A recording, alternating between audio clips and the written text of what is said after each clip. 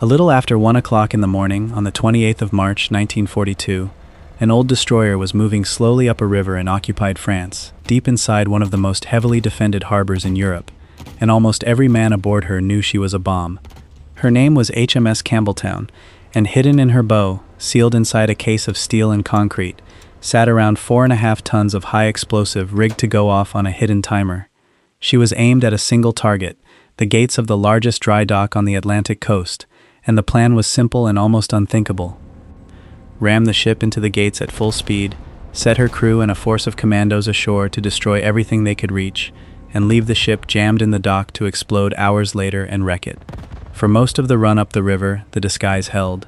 The Campbeltown had been altered to look like a German warship, and when the searchlights on both banks suddenly snapped on and pinned the little flotilla in their beams, the British signaled back in German that they were friendly ships coming into harbor. It bought them a few minutes. Then the Germans saw through it. The German flag came down and the British white ensign went up, and every gun in the harbor opened fire at once. What followed was one of the most extraordinary operations of the Second World War, a raid the British would come to call the greatest raid of all. It would cost the lives of most of the men who carried it out. It would earn 5 Victoria Crosses, more than any other single action of the entire war, and it would succeed in a way that no one watching the disaster unfold that night could have believed. Hours later, after almost everyone who made it possible was already dead or in a prison cell. This is the story of Operation Chariot, of why a few hundred men were sent on what was very nearly a suicide mission to wreck a single dock, and of how that one dock kept the most powerful battleship in the German Navy bottled up for the rest of the war. To understand why men were asked to do something this dangerous for a dry dock, you have to understand what that particular dry dock meant in 1942. The Germans had one weapon that terrified the British Admiralty above almost all others, the battleship Tirpitz. She was the sister of the Bismarck, one of the largest and most powerful warships in the world, and the fear was simple. If Tirpitz got loose into the Atlantic, she could tear apart the convoys that were keeping Britain alive, and she was so heavily armored that stopping her would take a large part of the Royal Navy. In May 1941, her sister Bismarck had broken into the Atlantic, and it had taken an enormous effort to hunt her down and sink her. The British could not afford to fight that battle over and over. The key to keeping Tirpitz out of the Atlantic turned out to be a dock. A battleship that fights and takes damage needs a dry dock big enough to hold her for repairs. On the entire Atlantic coast of occupied Europe, there was exactly one dry dock large enough to service a ship the size of Tirpitz. It was at the French port of Saint-Nazaire, near the mouth of the Loire River, a huge dock called the Normandie Dock that had been built before the war to hold a giant ocean liner. As long as that dock existed and worked, Tirpitz had a safe haven on the Atlantic coast. If a damaged Tirpitz could limp to Saint-Nazaire, she could be repaired and sent back out. Take the dock away, and any serious damage would force her on a long and dangerous voyage, all the way back to Germany or Norway, through waters the British controlled. Without that dock, the Germans were far less likely to ever risk Tirpitz in the Atlantic at all. The British had already tried to deal with the Tirpitz problem from the air, and failed. Repeated bombing raids on the battleship in her Norwegian fjord had accomplished nothing. So the planners at Combined Operations, the branch of the British war effort responsible for raids, under Lord Louis Mountbatten, turned the problem around. If they could not sink the battleship, they would destroy the one dock on the Atlantic that could ever repair her. The plan they came up with to do it was audacious to the point of madness. The problem the planners faced was that the Normandie Dock sat 6 miles up a defended river, deep inside a harbor bristling with guns, and its gates were enormous. The gates, called caissons, were massive steel structures. You could not simply blow them up with charges a raiding party could carry. You needed something much bigger, delivered right onto the gate itself. The solution was to turn a ship into the weapon. The British chose an old destroyer called HMS Campbeltown. She was obsolete, a veteran of the previous war, originally an American ship handed to Britain, with 4 tall funnels that marked her out. The engineers went to work transforming her. They cut 2 of her funnels away completely, and cut the tops of the other 2 at an angle, changing her silhouette to resemble a German torpedo boat, so that in the dark she might be mistaken for a friendly ship long enough to get up the river. They stripped weight out of her so she would ride higher in the water and could pass over the shallow sandbanks at the mouth of the Loire, avoiding the deep main channel where the defenses were strongest, and into her bow they built the weapon. Around 24 depth charges, cemented together inside a steel case, roughly 4.5 tons of explosive, positioned over her fuel tanks and sealed in. The charge would be set off not on impact, but by delayed timer fuses, set to fire hours after the ship rammed the gate, giving the raiders time to do their work and, in theory, get away before the explosion.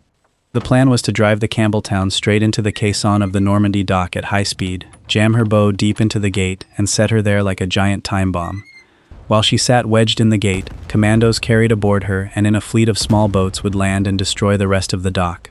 The pumping station that emptied and filled the dock, the winding gear that moved the great gates, the machinery that made the whole thing work.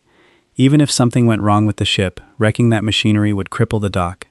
Then the men would withdraw by boat, and hours later the Campbeltown would explode and finish the caisson.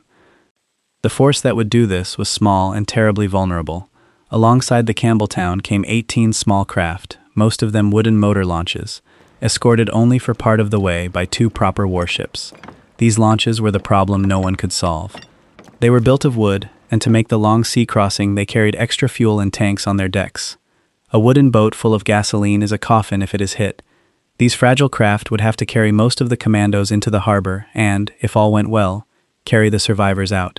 Around 600 men in total made up the raiding force, roughly split between Royal Navy sailors and Army commandos, under 3 commanders: Commander Robert Ryder in charge of the naval force, Lieutenant Commander Stephen Beatty captaining the Campbeltown, and Lieutenant Colonel Charles Newman leading the commandos. Every experienced officer who looked at the plan understood the same thing. The chances of getting the men back out again were very low. They went anyway. The commandos who would carry out the demolition were not chosen for brute strength but for precision. In the weeks before the raid, they trained obsessively on the specific problem of destroying a dockyard, studying the mechanics of pumps and locks and winding gear until they could find and wreck the vital parts in the dark.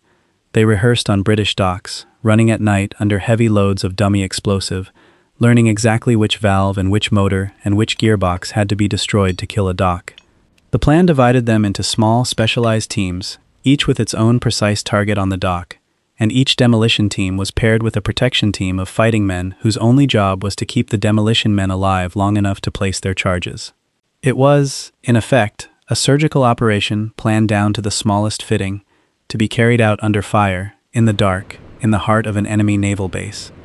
The raiding force sailed from Falmouth in England on the 26th of March, 1942, and crossed some 400 miles of ocean toward the French coast, and its luck on the way in was a mixture of very good and very nearly fatal. On the 27th, the force was spotted by a German submarine. This could have ended the whole operation before it began, but the escorting destroyers drove the submarine under and then deliberately steered off on a false course to make it look as though they were headed somewhere else entirely. When the submarine surfaced and radioed its sighting, it reported the British as heading in the wrong direction, and the Germans, acting on that report, sent warships out searching in the wrong place. The greatest threat to the raid had, by chance, been turned into a decoy that pulled the enemy away.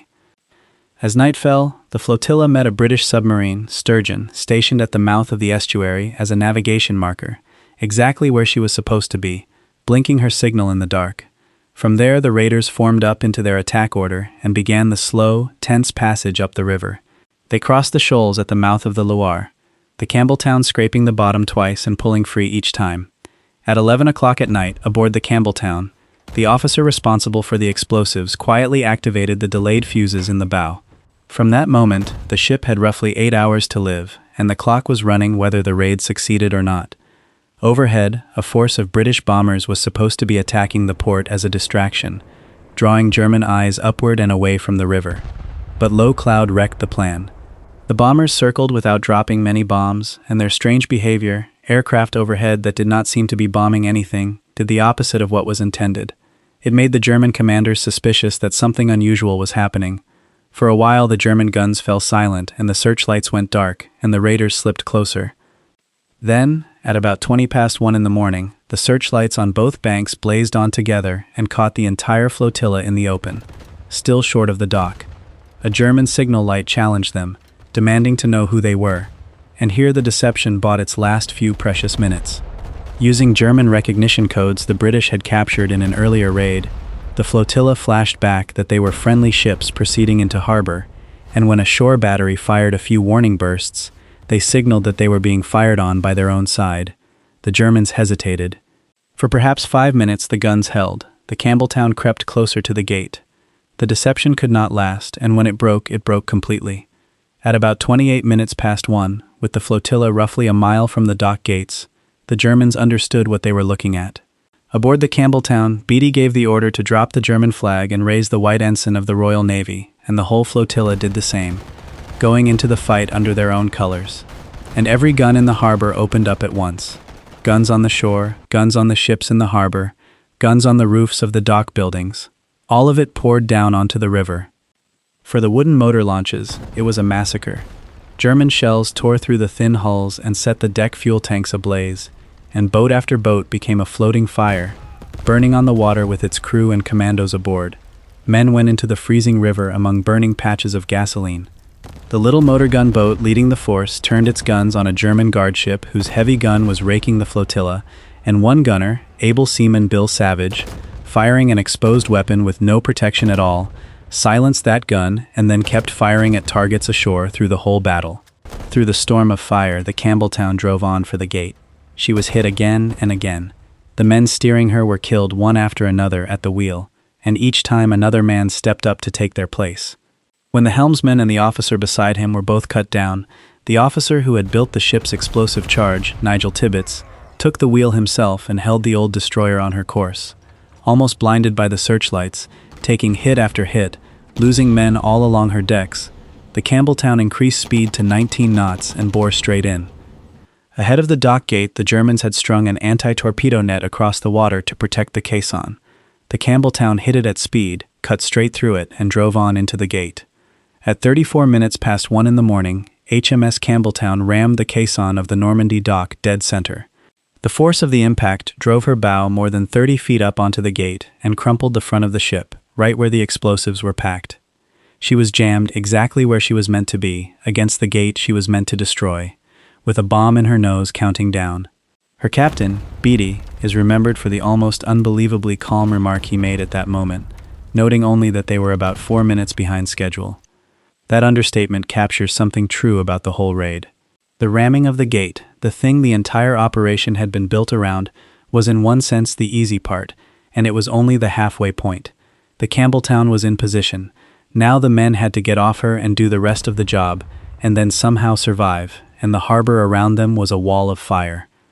The commandos went over the side of the wedge destroyer and down onto the dock, and here the raid did the work that would actually matter, the work that did not depend on the ship at all. Getting ashore was murderous.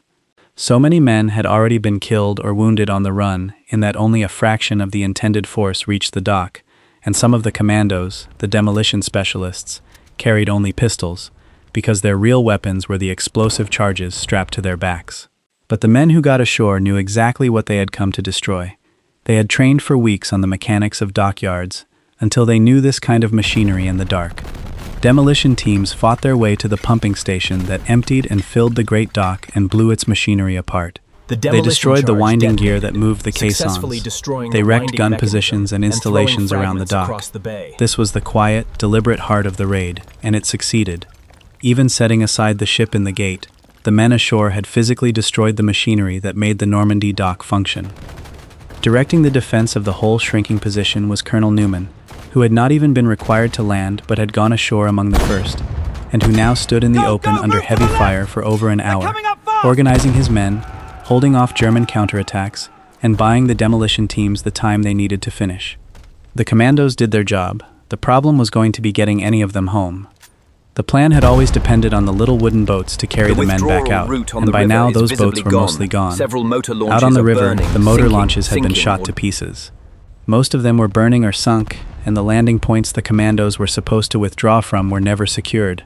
As Commander Ryder looked out over the water from his gunboat, he could see little except burning launches, bodies in the river, and the wounded crying out in the dark. The evacuation the whole plan depended on had collapsed. There would be no ride home. The fighting on the water produced acts of almost incomprehensible courage in these last stages.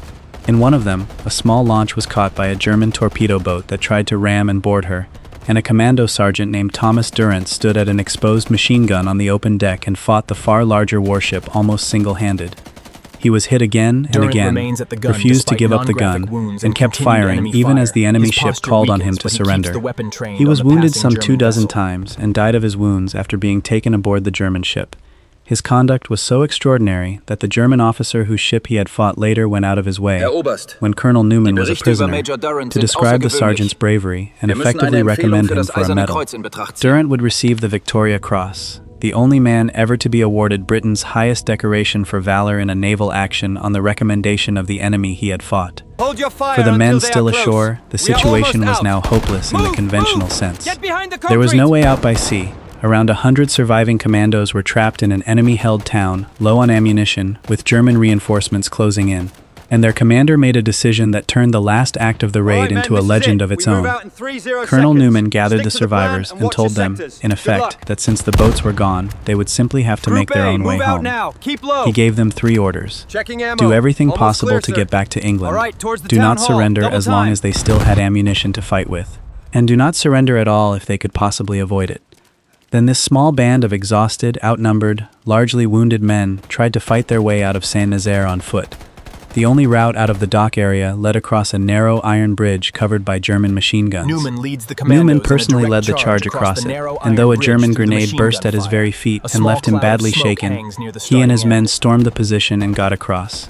They pushed on into the streets of the town, fighting through the narrow lanes, trying to reach the open country beyond, and from there, somehow, to make their way south across occupied France to neutral Spain. It could not last. They were too few, too far from any friendly territory, and running out of ammunition with every exchange. German roadblocks sealed the town. Small groups of commandos, unable to find anywhere to hide as dawn came, were surrounded one by one. Newman and the largest group took shelter in a cellar, and when a German grenade was dropped down the stairs, and by luck failed to go off, the reality of their position was undeniable, and Newman gave the order to surrender. Most of the men who had come ashore were taken prisoner, but not all of them. 5 men slipped through the net, helped by French civilians who risked their own lives to shelter and guide them. Those 5 made their way across occupied France, over the border into Spain, and eventually home to England. They were the only members of the landing force to escape by the route the plan had never provided. By the morning of the 28th of March, from the German point of view, the raid was over, and it had been beaten. The attacking boats were destroyed. The commandos were dead or captured. There was a wrecked old British destroyer jammed in the dock gate, shot to pieces, and a great deal of damage to the machinery, but the attackers had been crushed. What the Germans did not know was that the most important part of the raid had not happened yet. The explosives in the Campbeltown's bow had been set to go off in the early hours of the morning, but the fuses were delayed, and the hours passed and nothing happened. The British prisoners, being held and questioned around the port, waited in growing dread, wondering whether their whole sacrifice had been for nothing, whether the great charge had failed. And the Germans, seeing only a battered old ship stuck in their dock, grew curious about her. Through the morning, German officers and sailors climbed aboard the Campbeltown to inspect the strange enemy vessel. Around midday, a large group of them, some 40 German officers along with civilians, were crawling over the ship and standing on her decks, examining the raider that had rammed their dock. At that moment, the charge in the bow went off. The explosion was enormous. It destroyed the great caisson of the Normandie Dock, tore the front of the ship apart, and killed the crowd of Germans aboard and around her, some 360 people in all. Seawater poured into the dock. In a single blast, the thing the raid had been sent to do was accomplished completely. The largest dry dock on the Atlantic coast was wrecked, and it would remain out of action for the rest of the war and for years afterward. And to the British prisoners who heard and felt that blast from their cells, it brought a strange, fierce relief. It had worked. The mission had succeeded after all, hours after it had seemed to fail, and long after most of the men who made it possible could do anything but listen. 2 days later, in a final act of the raid, delayed torpedoes that another British boat had fired into a second set of dock gates also exploded, and the effect on the Germans was close to panic. Convinced the harbor was full of hidden charges and saboteurs, they fired on shadows and on their own men. The raid went on doing damage to the enemy's nerve long after the raiders themselves were gone. The cost of Operation Chariot was brutal, and it should be stated plainly. Of roughly 600 men who set out, something like 170 were killed, and around 200 more were taken prisoner. Only a little over 200 came home, most of them the sailors of the boats that managed to turn back. More than 100 of the dead have no known grave. The men who died were, in large part, the men who had crewed the fragile wooden launches and been burned alive on the river, and the commandos cut down in the streets of the town. For that price, the raiders had achieved something almost no operation of the war could claim. They had completely fulfilled their strategic objective. The Normandie Dock was destroyed and stayed useless for the rest of the war. The battleship Tirpitz, deprived of any repair haven on the Atlantic coast, never once ventured out into the Atlantic to attack the convoys. She spent the rest of her career lurking in Norwegian waters, tying down British forces but never striking the blow the Admiralty had feared, until the Royal Air Force finally sank her with heavy bombs in November 1944. A few hundred men and one obsolete ship had done what 4 bombing raids on the battleship herself could not. They had neutralized her, without ever touching her, by destroying a dock. The courage of the raid was recognized on a scale rarely seen. The men of Saint-Nazaire were awarded 5 Victoria Crosses, Britain's highest award for valor, more than were given for any other single operation in the entire Second World War. They went to Commander Ryder, to Captain Beatty of the Campbeltown, to Colonel Newman who led the men through the town, and, after their deaths, to able Seaman Savage at his exposed gun on the river, and to Sergeant Durant, whose medal was recommended by the enemy he had fought. There were dozens of other decorations besides. There was a darker consequence as well, one the record should not leave out. Raids like Saint-Nazaire enraged Adolf Hitler, and later that year he issued an order that captured commandos were to be executed, rather than treated as prisoners of war. Some men taken in later operations would die because of it. The daring that made Saint-Nazaire possible was part of what provoked one of the war's uglier crimes. The British called it the greatest raid of all, and the name has stuck for 80 years. It is worth being clear about why it earns that title, because it is not simply the daring, though the daring was extraordinary. It is that Saint-Nazaire is one of the rare raids in the whole war where men paid a terrible price and got, in return, exactly and completely the result they had been sent to achieve. Most of them did not come home. The dock they were sent to destroy was destroyed, and stayed destroyed, and the great battleship it was built to shelter never sailed against the convoys those men's own country depended on to survive. They traded their freedom, and many of them their lives, for a single wrecked gate on a river in occupied France. And in the cold arithmetic of the war, that gate was worth it. The men who came back, and the men who spent the rest of the war in prison camps, carried Saint-Nazaire with them for the rest of their lives, and so did the town. The wreck of the Campbeltown sat in the ruined dock for months, and the dock itself was not returned to working order until years after the war had ended. To this day, the raid is remembered every year on both sides of the channel, in the English port the raiders sailed from, and in the French town they nearly destroyed themselves to reach. It remains the standard against which daring operations are measured, the raid that other raids are compared to, and the clearest proof in the whole war that a small number of determined men, sent against the right target, can achieve something out of all proportion to their numbers. At Saint-Nazaire, a handful of men crippled a battleship by wrecking a dock. Next time on WARFRONT, we go to the desert, where a small force was ordered to hold an isolated fort against an entire army, and where holding it for a few weeks changed the course of a campaign. If this is the kind of history you want more of, subscribe to WARFRONT, and the next battle will find you.